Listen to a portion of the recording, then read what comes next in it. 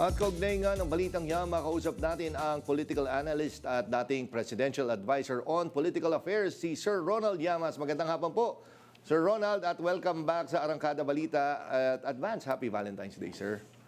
Magandang hapon, gabi, Jack at Ninya. Long time no see. Oo nga, sir.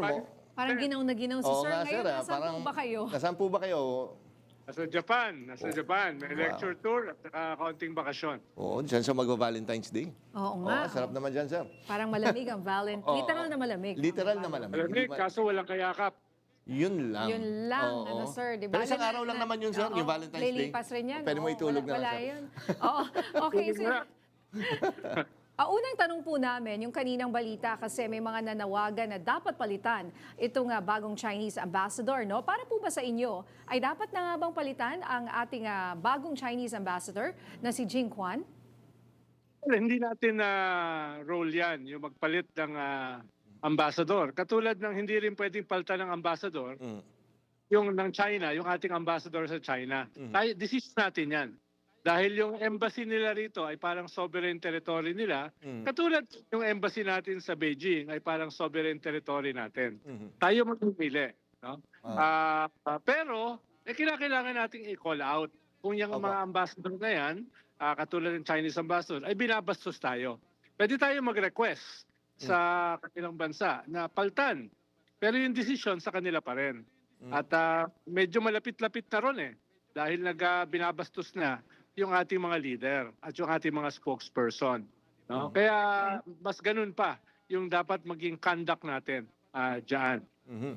At kahapon nga ho, nakipagkita din daw po si DILG Secretary Remulla sa Chinese Ambassador para in a way pahupain din yung tensyon. At tingin nyo tamang direction po itong ginagawa natin? Well, lagi naman tayong gusto natin ng diplomasya. Mas ang problema yung China Sila yung nag-occupy ng ating territory. Sila yung water cannon sa ating mga frontliners na mga isla. Diba? Sila yung nagkakarikature sa atin. Tayo, ngayon lang tayo nagkarikature sa kanila at hindi public, private. Oo nga po. No? Kaya diplomacy ay dapat yan ay ipangalandakan natin sa China. Dahil tayo naman ay diplomatic Hindi nga natin sila pinapaalis sa ating teritoryo for decades Kahit sila ay nangingisda ron, kahit sila ay dumadaan doon. Ang nangyari pa, tayo pa ang pinalis sa sarili nating teritoryo. Kaya diplomacy, yes, we believe in diplomacy. Pero mas China ang dapat sermonan tungkol sa diplomasya. At itong biyahe o itong pagbisita ni John B. Remulla bilang DILG Secretary ay hindi lamang pag-scale down ng mga ingay o mga away. Kung hindi, parang sabihan din yung Chinese ambassador na pinersona ng grata yung isang munisipyo natin diyan sa West Philippine Sea, sa Kalayaan Island Group. No? Dahil pinatulan nila yung isang munisipyo natin. No? Kaya mas tingin ko mas yun yung agenda. Sabi nga ni Secretary John B. Remulla, di ibanyo rin ako.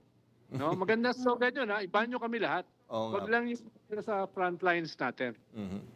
Okay. Ngayon, sir, ano naman po ay itong reaksyon niyo sa paratang ni Senator Cayetano na balimbing daw po kayo? Ano bang pinag-ugatan nito, sir? Well, sabi nga ng bunso ko, di wow. No, baka nakatingin siya sa salamin nung sinasabi niya yon. No, dahil siya yata yung nakailang balimbing na. Dati ay pro-GMA siya, tapos nag-anti-GMA, tapos nagkwan siya, nag-anti-Pinoy, tapos pro-Pinoy, tumakbo pa. Siya pa yung wag kay Pinoy na topak dati. Tapos paging topak ay sumama siya sa senatorial slate ni Pinoy.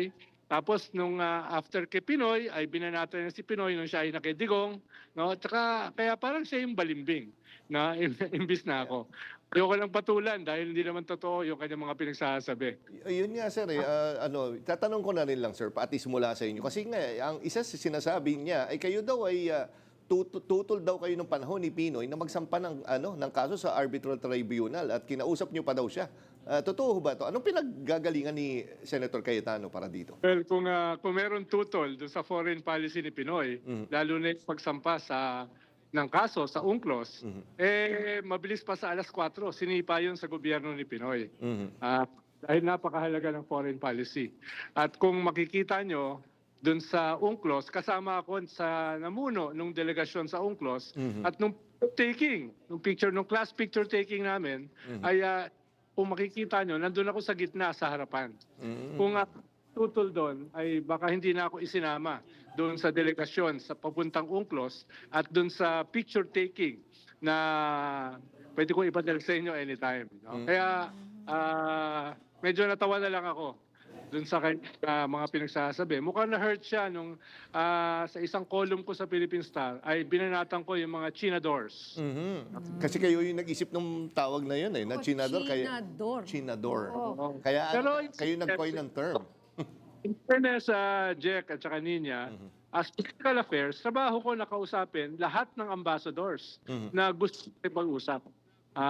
Kaya hindi naman lingid sa lahat na hindi lang ambassador, pati yung foreign minister ng China, si Wang Yi, ay pati yung mga liderato ng Chinese Communist Party. Dahil nga, gusto sana natin makipag-ayos dito sa West Philippine Sea, pero ayaw nila makipag-ayos Kaya patay ng kaso sa UNCLOS. No? Patay ng kaso. Pero hindi ko i-deny, nakausap ko ang iba't ibang mga ambassadors. Dahil sa trabaho sa political affairs. Okay po. Okay, last question na lang po. Valentine's Day naman, ano? Oo. Kanina merong mga flowers na may symbol, kung puti, Oo. sorry, forgive me, ganyan. Ano po ang mensahe nyo kay Senator Cayetano? Alam ko anong bulaklak bibigyan niya kay Senator. Anong bulaklak? Anong mensahe? Tama yun. Ano po mensahe niyo? Mensahe nyo na lang po. Well, ang mensahe ko sa kanya ay una, magpakatotoo siya, no? Lalo na lagi niya tinatawag yung sarili niya na ambassador ni Jesus Christ, no?